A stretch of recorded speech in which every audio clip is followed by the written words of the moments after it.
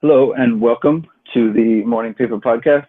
As always, I'm the host Greg Flamong, and with me again is my under the weather friend Tim Norcus. What's up, bud? Oh, I mean, just hanging in there, fighting through it. Hey, I came to play. He's a gamer. He's a gamer, Yeah, ladies and gentlemen. yeah. So it's a sad day today, my friend. It's a tough day in America.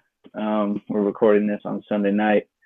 Um, we just there was obviously the terrorist attacks, the hate attack in Orlando, um, the worst gun, I guess, event, mass shooting in recorded history, right? 50 people.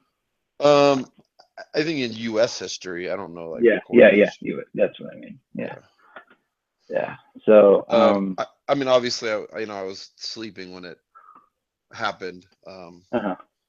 Just and I woke up this morning and I had a ball game really early, so like I kind of just like got up and left, and I was kind of listening to the radio on the way to the ball field, and so I, I I mean I don't even know what to say about this anymore, right? Like I mean it's not like the problem isn't identified, right? Like I mean I think we all know what the issue is here. And like I guess the more the issue is like how I don't even know if you can stop it, but like how do you try to stop it or prevent it or minimize it as much as possible? I mean I don't that's certainly above my pay grade. I don't really have good answers for that. Yeah, I mean, I don't want to get super political, but I mean, it's just one of those things that is just like I don't know, like you said, how do you prevent a single person, And it doesn't seem like he's. I mean, this is an American citizen we're talking about who kind of decided on his own to do this. At least that's my understanding of it. Right. And if someone is willing to die, then and they're not worried about getting away with it, then what do you do? It's just kind Yeah, I of. mean, I think well, so I mean there's a couple different elements at play here, right? So if they're committing these acts like in the names of ISIS and the Islamic State, well, if the Islamic State didn't exist, then like would these attacks still occur? So I mean, I think that's and I don't know if the answer is yes or no. I would tend to say no, just in the sense that like, well, I mean, they haven't occurred here since the Islamic State or Al Qaeda existed. So Um, I mean, are you going to have like mass shootings? Um, yeah, I mean, like there's a bunch of different kinds, whether you want to call it, like kids at school or workplace violence or whatever. But this one is obviously certainly pretty specific. So Yeah, and it is. I mean, it's terrible. Also, that I mean, the LGBT community was specifically targeted. Um, right, so like that is kind of like so it's a terrorist attack and it's also a hate crime. Um, I don't know. It just sucks. And I mean, I assume if there was an easy answer to this, then that answer would have been, um, been given already, or there would have, if there was a magic wand to wave, it would be waved. But I don't know that there right. is. So, Yeah, I um, mean, uh, obviously, like if you know anything about the Islamic State and kind of like their stance on, gay rights or gays in general, like nobody disapproves of that more than them. right. So I mean, look, like this guy was obviously on their radar. They had him questioned before, so to say like, oh, this could happen, and it's just any one guy. It's like, yeah, but like we knew about him. This wasn't Joe Sixpack, you know, Hmm. pissed off from getting fired at work. Like this is somebody who they already thought had ties to this sort of thing. So I mean, that's really disconcerting. I Well, guess really who was able to purchase weapons? I mean, legally. right. I You mean, to know. me that almost doesn't matter because like at some point like he's gonna get him one way or the other, right? Like someone like that's gonna get him like legally or not legally. Like they're not really concerned. Like he bought them legally because he could, but even if he couldn't, like he'd probably still find a way, right? I don't. All I'm saying is he was able to do it legally. He was. Right. I mean, I still think it might come back to like how much. Maybe privacy is not the right word, but like how much of our like individual freedoms are we willing to give up to maybe feel just a little bit safer? Well, that's a part of it too, right? I mean, it's like he's known, yes, but we have, or he was suspected, but we have due process in this country. You can't just, if someone's suspected of something, you can't just do whatever you feel like. I mean, if they rounded up everyone who they suspected was capable of doing something like this, then a lot of innocent people would be taken away. They would get, bad ones for sure, but there would also be a lot of innocent people who were taken, and it's just Yeah, like you no, said, like we have that's to, true. it's a balance, I mean, what do we want to give up? What kind of country do we want to be? It's like I said, if there was a perfect answer, then it would have been given already, but there isn't one. But in the meantime, stuff like this happens all over the world, and unfortunately it happened to us, and it sucks. And I think it'll be. I mean, it'll be interesting. It'll be interesting to see the next weeks or days or weeks. If we continue or even ramp up even more, bombings on kind of ISIS strongholds. Because I mean, it's not. I assume we will. Right. Like I mean, it's not a lot right now. Like it's not like what we did in Kosovo. Right. There we were sending hundreds of planes a day. Here, Right. it's kind of periodic bombing. And yeah, maybe it's more like, hey, we have drone strikes here or there. But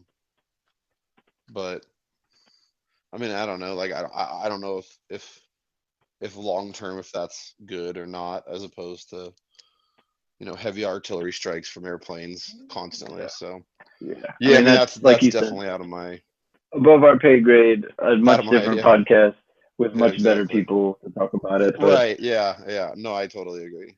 just, for whoever's listening, like, we join you in your morning of this. It's a terrible way to wake up. It's a terrible way to spend your day. But, we do what Americans do. We press on and we live our lives, not hating everyone, hopefully. Yes. So, on that note, we had some NBA news today. Speaking of the NBA Finals, the Warriors are up 3-1, and Draymond Green was once again caught with his hand in the cookie jar, so to speak. So he's been suspended for Game 5. What do you think about that, Timmy boy? I mean, look, like he's not suspended for like because it He's kind of not seems weird. suspended for the play. Right, it's an accumulation of plays, but like, Right. I mean, they reviewed it like there, right? So to me, it's almost like they're undermining the officials again, right? So they assessed him with a flagrant, and they actually assessed LeBron with a technical. But it was reviewed.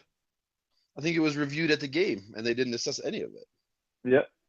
I mean, it went on to Absolutely. lead. I think they had a double foul like later in the play. Right. I mean, I don't know. Like if that seems like when I watched it initially, like I didn't really think like that's a flagrant foul. I don't even. I mean, it's not really a foul. Like to me, it's a technical. I mean, because right. it's not a foul, right? It's kind of a non-basketball play. Right, like a flagrant foul is like LeBron. LeBron was given a technical. Right.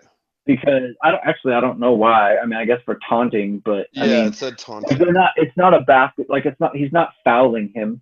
He's he's doing something that's kind of unsportsmanlike. Like that's not a foul; it's a technical.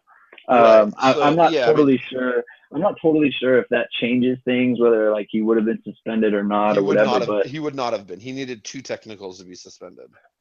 okay, I mean, I I have two kind of thoughts on this. Is one is how many flagrants do you get in the playoffs before you need to worry about being suspended? Um, It's at least five, right? I think this is his fifth. His So that fifth. gets so that gets 1 game. Yeah. But doesn't he also have like some technicals as well, or is it just flagrants that did this? Well, I don't know how they count them, but I remember like seeing like if it's he was like 1 flagrant and 2 technicals away. So I don't know Uh-huh. if those are like separate or what, but yeah. So I know kind of like earlier on in the playoffs, um, he picked up some kind of silly flagrants. Yeah. Um, and it's like, dude, don't pick up flagrant fouls on stupid stuff. Like he's bear hugging the guy from the Rockets or whatever. Right. Like that's kind of on him. And like this sort of thing happens in soccer all the time, like accumulation of yellow cards. And it's like, yeah, you got to miss games. Like it's just accepted. Like, oh, we got a yellow card in this game, so he's gonna miss the next one, and that's just the way it goes. And Right. everyone just kind of moves on. So to me, it's like there's that part of it. It's like, look, dude, you know the rules. Stop. You got to be careful. You got to be super careful. Like you put yourself in this position. At the same time, like you touched on it, it's a complete failure again from the in-game refs. It just the fact that the whole incident just without flagrants or whatever, like it's unbelievable how long they let it occur. Yeah. I mean, Draymond Green gets thrown to the ground with no call, and then LeBron James stepped over him, which today, again, he said that he didn't do it on purpose. Just do me a favor. Like, get out of here with that. Like, everyone knows that's on purpose. I mean, Right. come on. There's so many ways for you to not, like, there's room to the right, there's room to the left.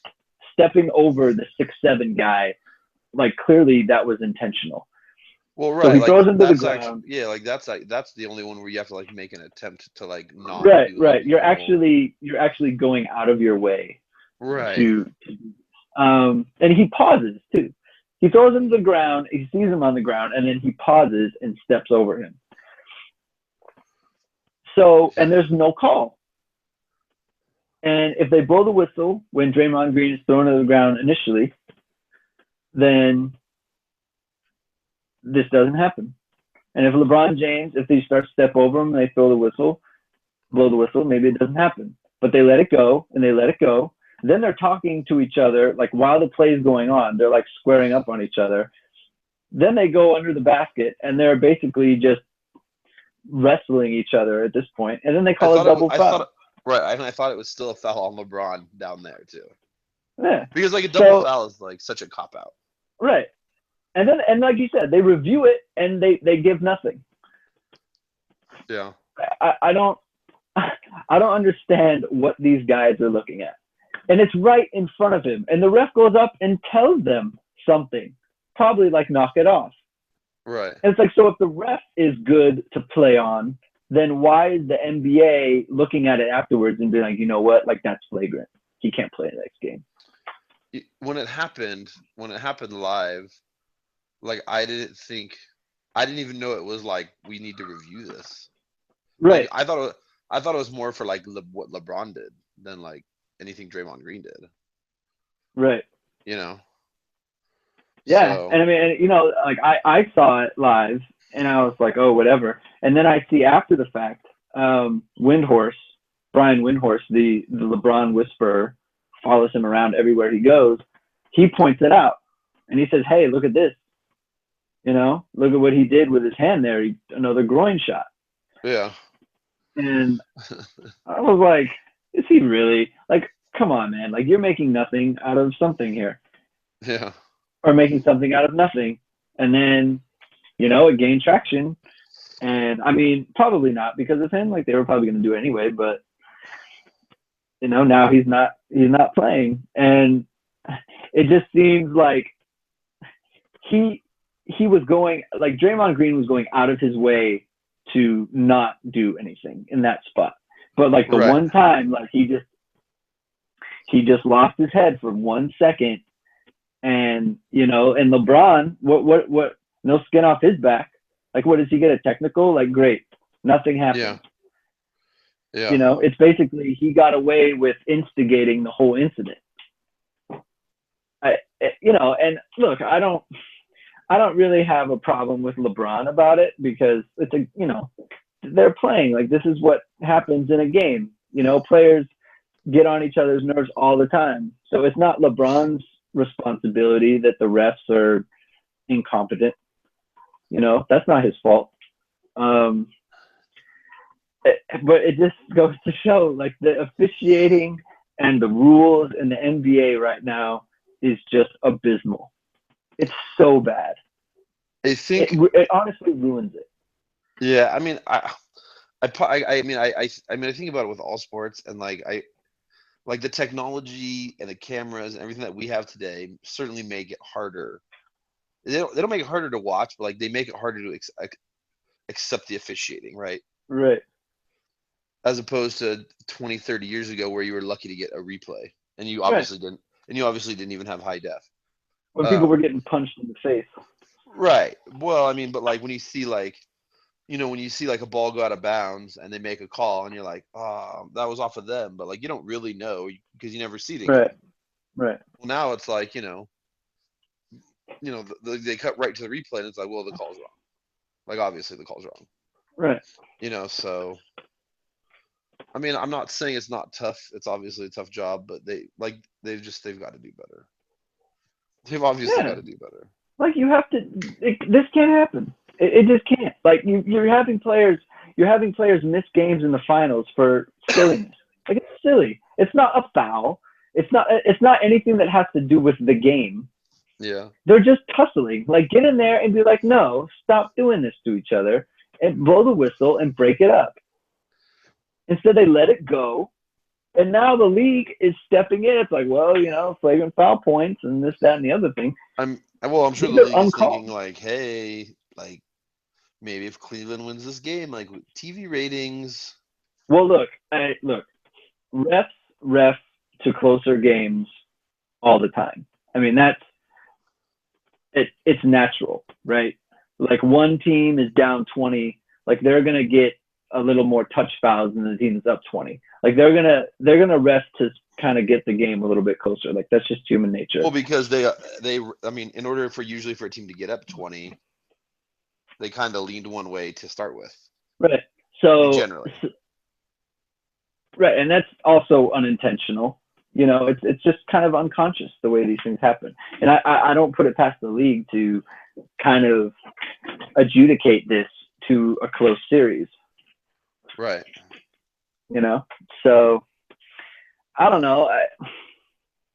I mean, specifically, like, I don't have a big problem with LeBron for the incident. I do have a problem with him lying about it, because he is lying.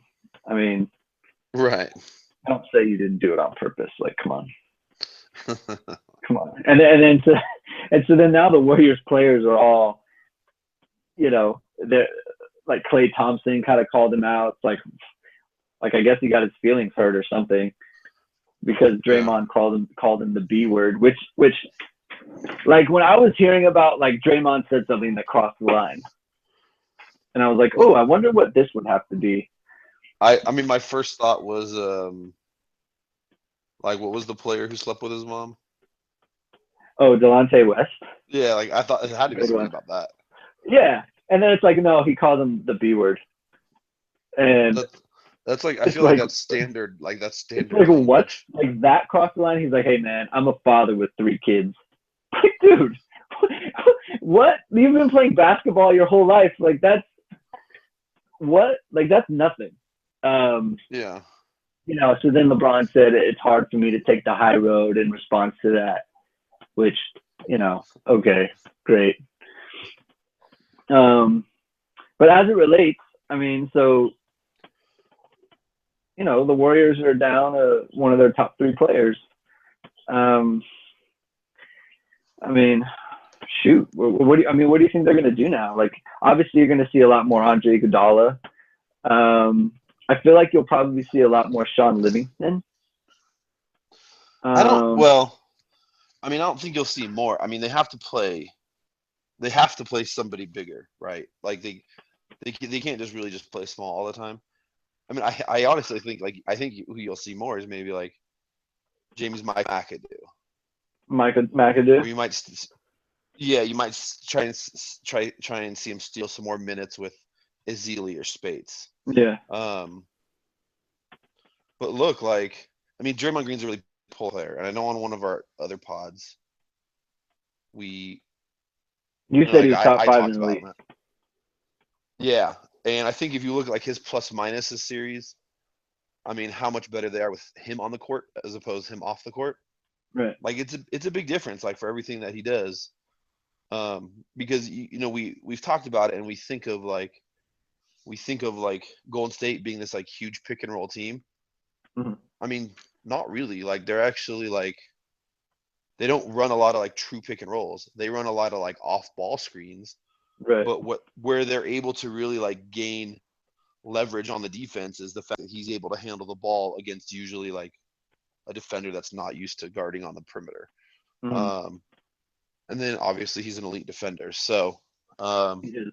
I mean, it's And going to plus, be I really mean, tough. he's kind of the heart and soul of the team too. It's not He like is. he's It's just. not. Yeah, it's not. And that's not even kind of like he is, right? Like he Yeah. certainly is. Yeah. Um, yeah, like I actually think like I saw the line moved from like 6.5 to 6. That's it.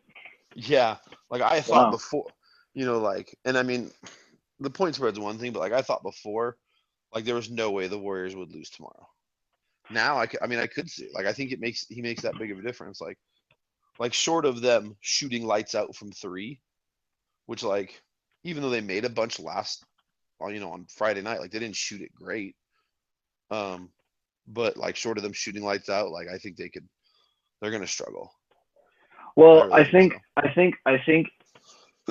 I mean, obviously, the fact that they're at home helps. Right. Because they're much more likely to get one of these, like a big game from like a Harrison Barnes or like a McAdoo, um, Livingston, Barbosa, Livingston, Barbosa. Like Spates. one of those guys is more likely to have a big game at home than it is on the road. Right. Um, so that helps. But I mean, it definitely, and maybe this went into the NBA's thinking too. Like, I think everyone felt like, okay, like the ratings for this game five probably weren't going to be very high, just because it's kind of foregone, in my Right. opinion, anyway. Right. And now, like, people are going to tune in for sure. But I don't know. I mean, like, do you really think like? I guess it's always in their best interest that people are interested, but like, do the ratings really matter that much to them? I think it's Well, I more mean, they just. I think more it's they just want people to be interested and well, have it be when I say interesting. ratings, I don't mean like number of people for game 5. I mean like a game 6 as opposed to like no game 6. Right. Like yeah, like that's millions of dollars. Yeah. Like the difference between like a whatever they're averaging, like an 11 and a 13 in one game, like that's like those ads have already been sold, right? So that's Hmm. whatever. But like having, not having a game on, I think it would be Thursday, which is crazy because it's so far away. Not having a Hmm. game 6 on Thursday, like it doesn't cost them money. They just don't obviously make that TV money. So, um, I mean, it wouldn't hurt the league having another game.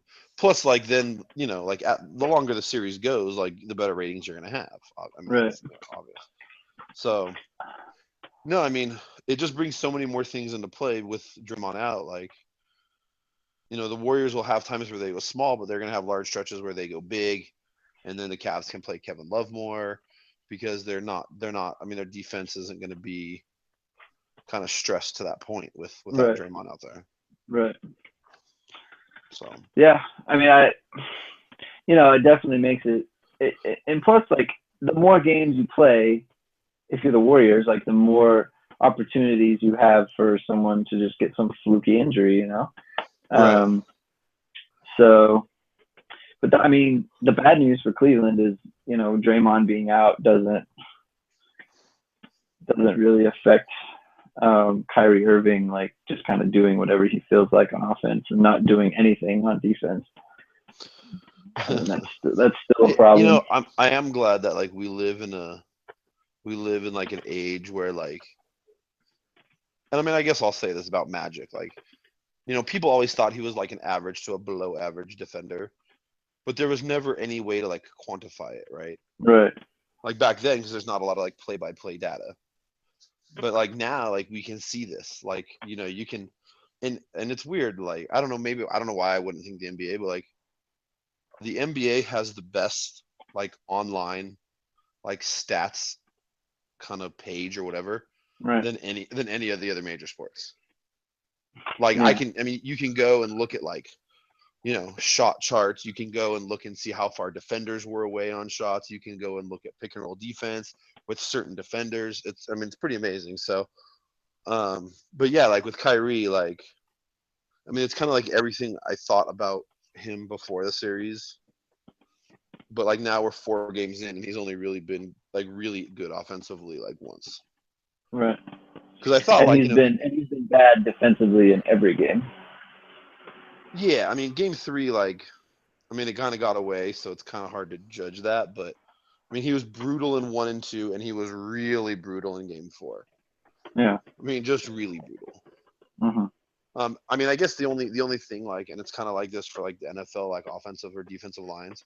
It's like without knowing what their play call is or what they're trying to do, it's hard to say who messed up. But the NBA will just blame both players.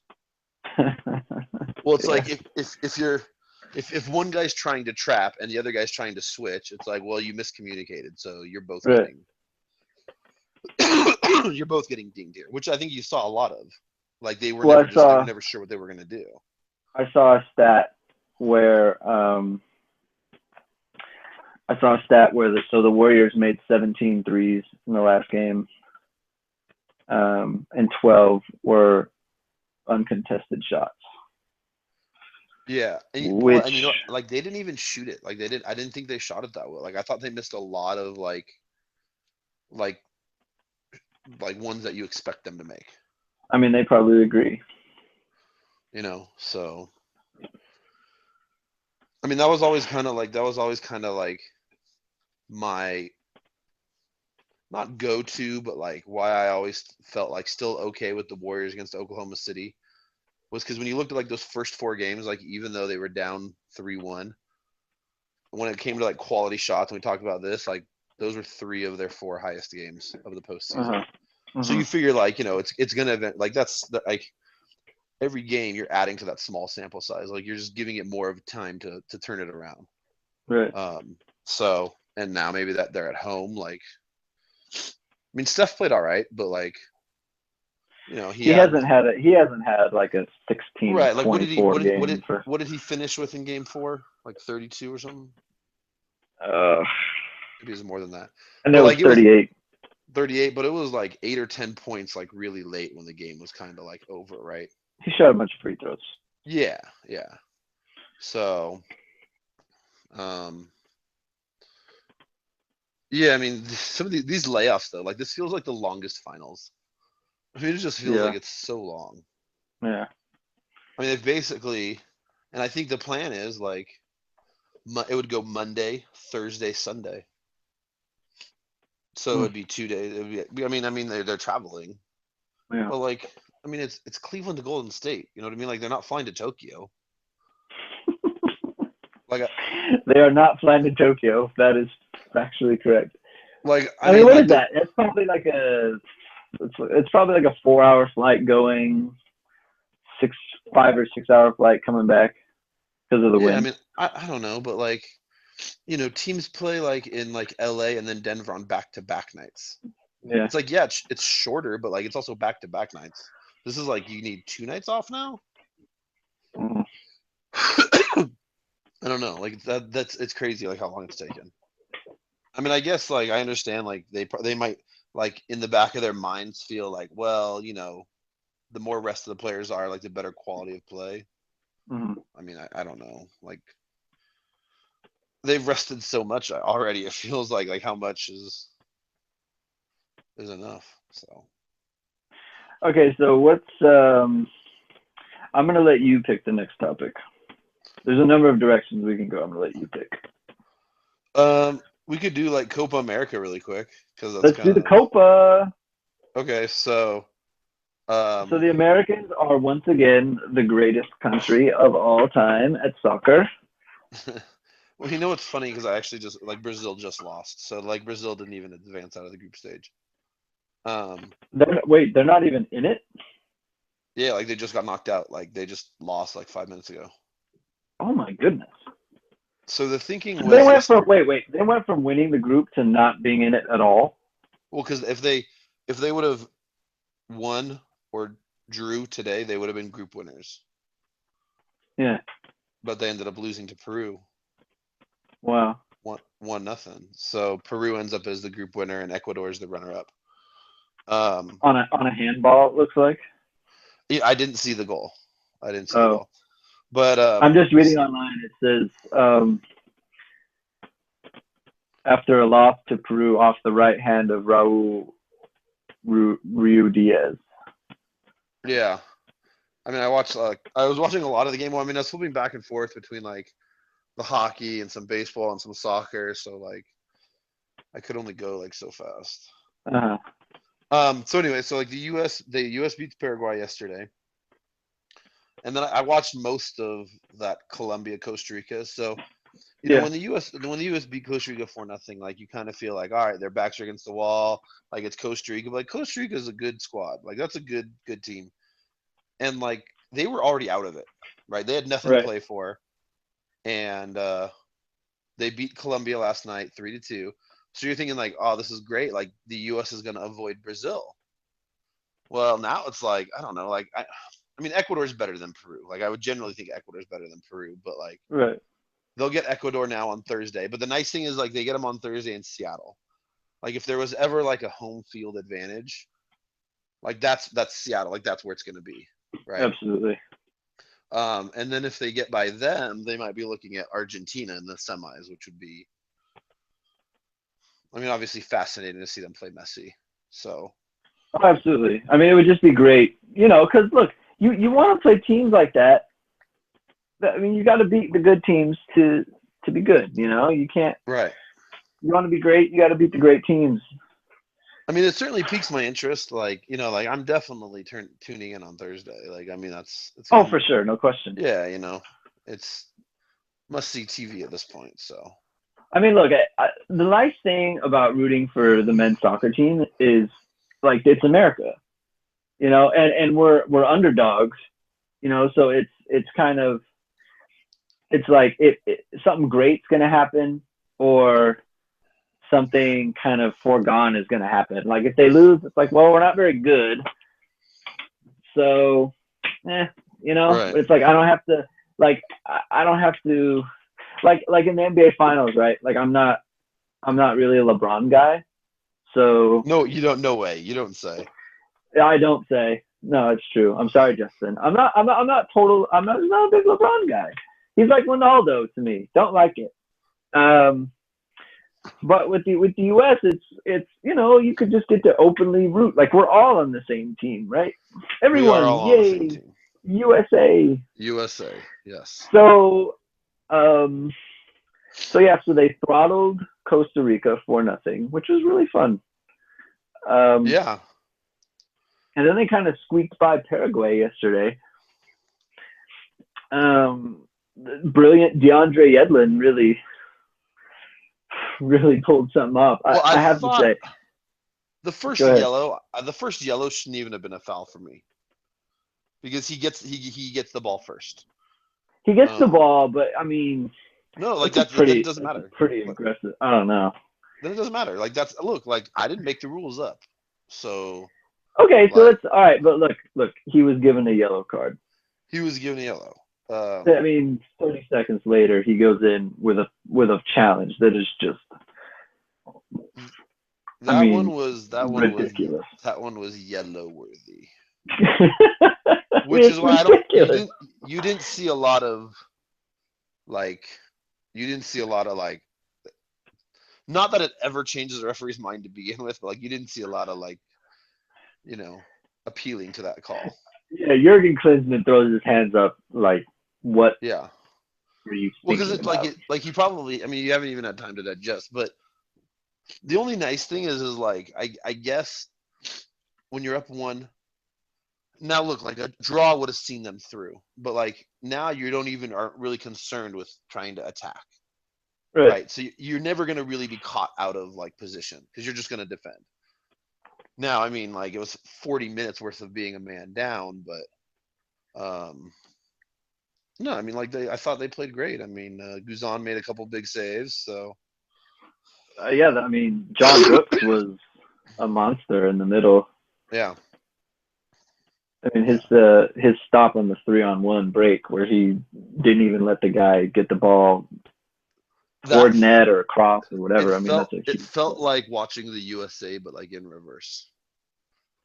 Well, we got to see the USA um, botch one up. And look, I talked about last week. You know, why can't we just have a scorer who, or maybe it was 2 weeks ago? Why can't we just have a guy who knows how to score?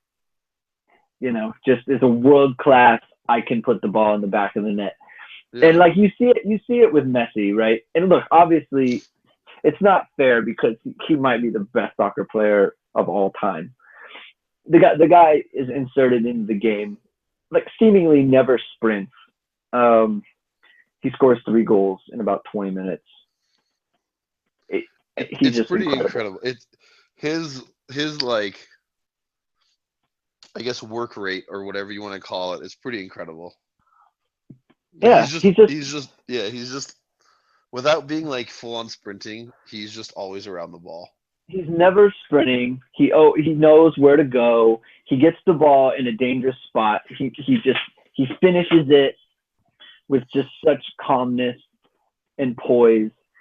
I mean, you know, he's like I said, he scores a hat trick in about 20 minutes, and then he basically has the assist on another goal.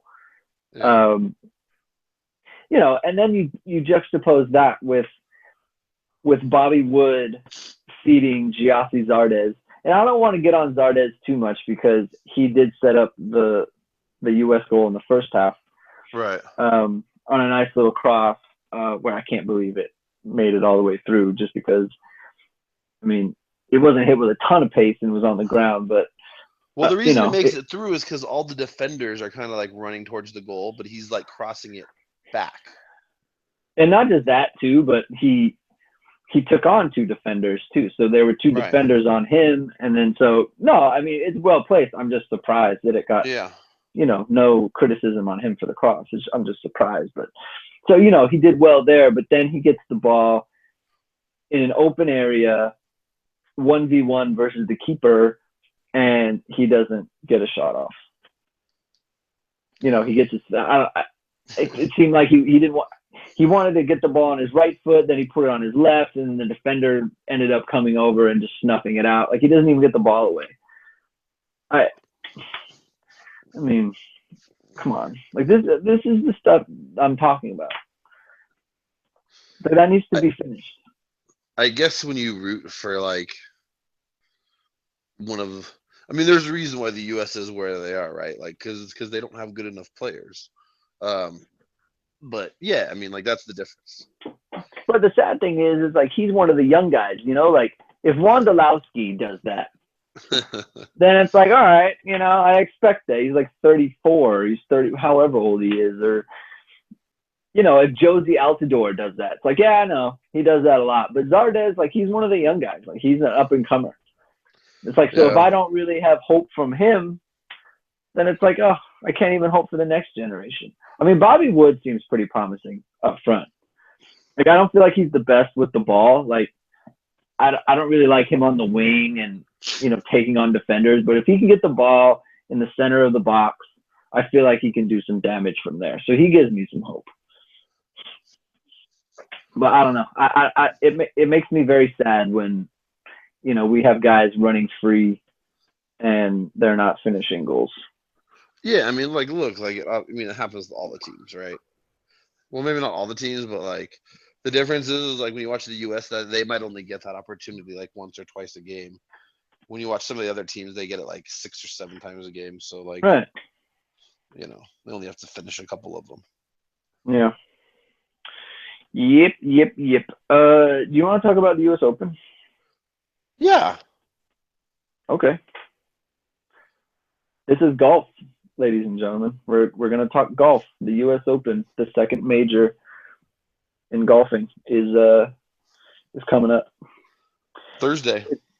Thursday starts on Thursday. Unlike the Masters, this coverage is wall to wall. We're talking like 7 a.m. to 7 p.m. It's awesome. It's Love on it. Fox. It's on Fox Sports 1 in the day, and Fox, I think, like prime time ish Yeah. afternoon. You're gonna have to excuse kind of the hacky Fox announcers. They're not the guys that we're used to from like ESPN or NBC NBC or or CBS. CBS. Yeah, they're kind of not great. So you're gonna have to, but they do really well. I remember last year for the U.S. Open, I really love like they have the golf like the Pro Tracer a lot more than all the other ones, and I'm into that. You're pro chaser. I am Pro Tracer just because like it's nice to see the ball flight. Like they talk about like they hit it, and especially on TV, like when these guys hit a draw and they'll hit the ball at the club, and if you see it just come off, I mean it sprays right, Right, like you think it's dead right, like it's a and you're total thinking, miss. what's going on here? And Right. then all of a sudden the ball lands like 2 feet from the cup. It's like when they show the Pro Tracer, it's like you get to see it. Like, no, that was on purpose. Like you see the shot shape. It's fascinating to see how much these guys curve the ball. But like Greg Norman, I assume he's going to do it again this year. He's just not the best. Well, it's just Sorry to weird say. because like they have so little golf coverage, so it's probably hard to like keep like quality announcers like on the payroll, right? Like under Well, they can't contract. get good at not just that, but then they can't get good at it. Right. Or they're not. Yeah, they're not good to begin with, and they can't get good at it. Yeah, Right. It's like remember Gus Johnson? Remember when right. isn't he supposed to do the World Cup or whatever he's supposed to do? Like, Well, if you're not a go ahead. yeah, a lot of he did a lot of Champions League. Yeah, so if you're not a soccer announcer and then you have to call these big games, like you need to call a league, like you need to get on the MLS and call those games, or you just need to call a bunch of games so you get good. See, it's weird. I actually feel like with golf, it's more like the analyst as opposed to the play-by-play guy, right? Oh yeah, So no, like, I mean yeah, like Joe Buck is fine. right, but like, yeah, in golf, yeah, you're just like I want Johnny Miller. You know Oh what I yeah, mean? Johnny Miller's. I mean, he's the best. Yeah. He's great. So Because you know what, like the players probably hate him because he's always like calling them chokers or whatever. yeah, But he is the rare person that like he's choked before, and he'll admit right. that. Um, and he's also shot 63 on the final day of the major to win. So like he's been there and he's lived it, so he can say, hey, like you choked on it, sorry, Yeah. but you did. And the fact that like he's a pretty emotional person, just like he takes like he I feel like he takes it very seriously. So like I appreciate that from him. No, I don't remember from last year. Did they do like what CBS does, where like they have like you know announcers at the last 6 holes, like different announcers at the last 6 holes, You or is it all? mean Like like where such and like, such is in the tower or something like that. Like yeah, Vern like he's, Lundquist was yeah, on Vern 16 Lundquist at the is it. Masters. Yeah, exactly. Like, did they have that or no? I don't remember that happening, but I imagine that they do. And then they Well, got, I mean, they got the guys who follow the groups and that sort of right, and I thing. think last year was tough because like that course It was a it weird was, course. yeah, like it was tough to watch, right? Like So the layout was tough, but like with Oakmont, like this is a traditional like U.S. Open course. So Oakmont Um, is in Pennsylvania, correct? correct. Okay, so tell us why you love the U.S. Open. I already know why, but tell the fans, Um, our tens of fans out I there. I just want like, so, like basically the entire rest of the year, these guys are always trying to make birdies to win, and like par's not a good number most of the time. I always just want them to grind out pars. You know what I Right. mean? Like I want it so that like you have to hit three good shots to make a par. Like you have to hit three great shots to make a birdie, but you have to hit three good shots to make a par. So many times on the tour, like these guys can drive the ball out of bounds and still make a birdie. And let me take it back. Not out of bounds. They can drive it in the rough and still make a birdie. Um, I just like, you almost have to hit a fairway. And then not only that, not only do you have to hit the green, but to hit the green in the right spot just to set you up for like an 8-footer that if you Mm-hmm. don't hit right, like you're going to have 6 feet coming back the other way. Uh-huh. Um, I go ahead. Keep going. so like, I mean, like, I'm not saying like I want the final score to be like, the winning score to be like +6 or whatever, because if guys play great, then yeah, they're going to be in red numbers. But um, I generally want them thinking that like, hey, if I had 18 pars, like I would sign up for that right now. So plus it's always They fun to see how fun, like, especially the first couple of days when there's like a lot more amateurs, like if anybody's going to get close to 100. Because there's always, well, because like there's 90s lurking out there for sure. yeah. Yeah. So like, is there gonna be a magical 100 out there? Uh-huh. Um I always like it for similar reasons. I like to see what kind of course gives these guys the problems, right? Like, because I know, like, so when I go play golf, like, I know what gives me problems. You know what I mean? Like, I know what types of things make me struggle. I mean, most like playing the game of golf makes me struggle, but like there are certain courses that I like and certain courses that I don't, right? But like in like the average score on the PGA Tour, it's probably like what? Like the winning score is probably like -12, -13, Yeah. 13 under. So what would you say? Like even par, like you said, if someone went out on Thursday and for 4 rounds they shot even par, they only made pars, they made no birdies, no bogeys, they'll probably win. And in a lot of years, they'll win by a few shots. Right. So like I want to know like what is these are the best players in the world. Like what is their limit? Like what does it have to be to where they're like this is just too hard. Like like it's got me. It's got the Well, best of me. it's not that it's too hard because it's all relative to like all the other players, right? Because it like, to be the champion, it doesn't mean you have to shoot a certain number. It just means you have to beat Right. everybody else. Right. I mean, I think generally what starts out making the course hard is you have generally only two par fives, Mm-hmm. right? So instead of a par 72, you're at a par 70. Yeah. Generally, those PGA players, like they just dominate the par fives because of how long they can hit the ball. Well, Uh-huh. now all of a sudden, like, you know, you don't have those par fives. Okay, so that's basically like 8 less birdie holes in the course of the tournament. Mm-hmm. And then the par fives that they do have, I mean, usually, if I recall, like one of them is like a 3-shot par five, meaning like you can't even attempt to reach the green in two. um, so I mean, that right there, you're knocking 6, 7 shots off everybody's score, or at least the contender score. And then I mean, generally, like the roughs are really tough, and It's almost impossible to stop the ball on the greens. Mhm. Yeah, I mean, obviously the greens are usually what does it to these guys, like the rough and the greens, how fast they are, and plus, like you always have like there's only two par fives, but it's usually a course that is designed for four. So you just get Right. some like insanely long par fours, like some 500-yard par four or something like that. Yeah. Yeah.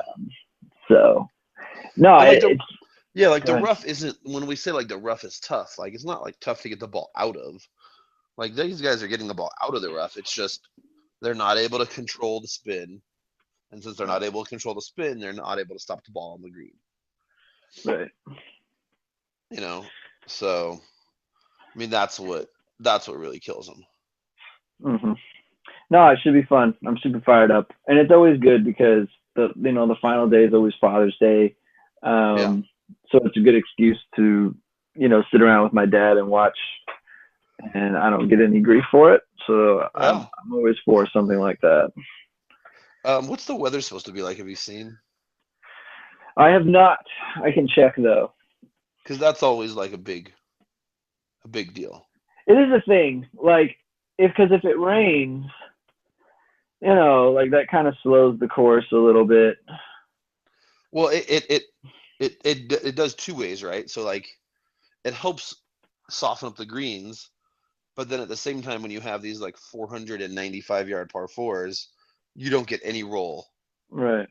right? Like wherever you're driving it to, like the ball's gonna stick right there.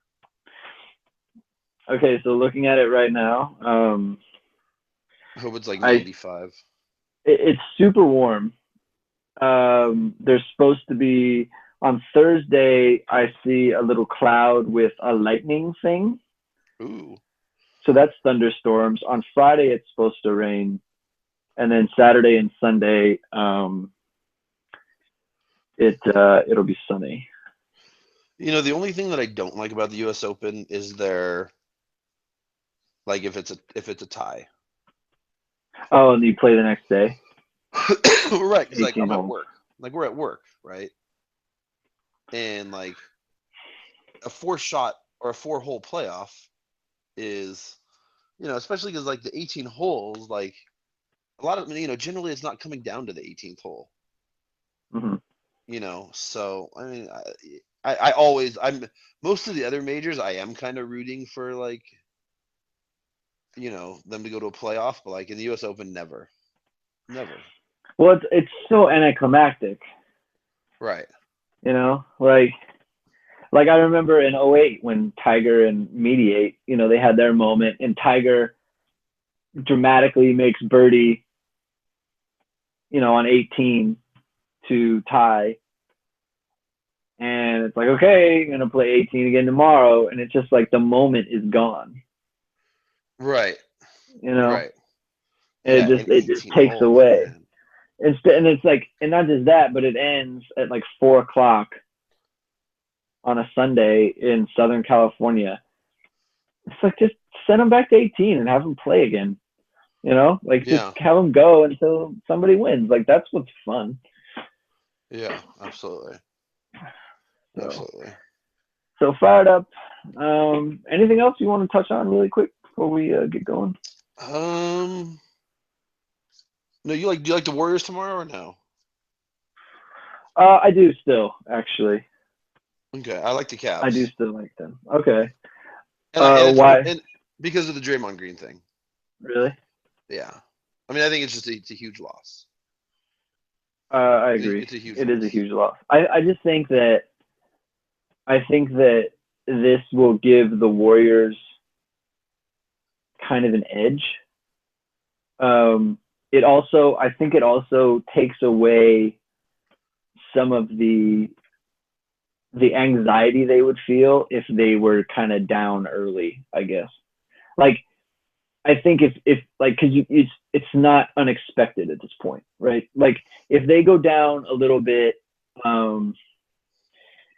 like if they're down 6 going into the fourth quarter, it's like they Yeah. could kind of predict it because of the situation that they're in. Whereas like if they're down 6 with their full squad, like you could kind of see them feel tight. Um, but I think this, like, I feel like they're more mentally prepared for kind of a grinded out kind of game. Yeah. And I also think like the Cavs are just kind of broken, honestly. I mean that could certainly play into it. That could certainly play into it. I just I think with Draymond there, you just kind of had if he was there, you'd have the feeling that like the Warriors could kind of pull away and coast to a win because Right. you just have that. I don't I like it. I feel like they're gonna win a close game. I don't feel like they're gonna. Yeah. Like I completely agree with what you're saying there. Like they're not gonna be able to do like what they did in Game 4, which is just kind of build a lead and then just kind of win by around 10. Yeah. I don't see that happening. Yeah. But I think that just the wanting to kind of finish it out on their home court, I think that's a big motivator for them. I'm sure it is, absolutely. So I mean, he hasn't come up. I mean, like, look, like if you just look at the numbers, like LeBron has had a pretty good series, right? Like, I don't know, like I mean, off the top of my head, he's probably averaging like 23, 24 points a game, 10, 11 rebounds, and like 8.5, 9 assists, like pretty incredible. But Yeah. like, Yeah. at no point did you ever feel like is he dominating this series? So I do think with like Draymond out, like maybe tomorrow will be that. So tomorrow will be that game. Yeah. Maybe. I mean, it'll be hard. It's just like one less guy they can put on him. So I kind of agree. Yeah. Yeah.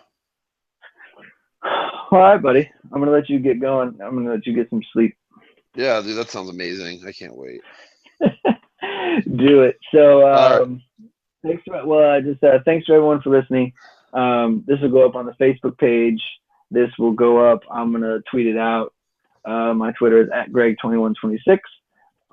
Thank you to CDK for the music once again at the beginning of the pod, and we'll talk to everybody next week. All right. Sounds good. Take care. Go USA.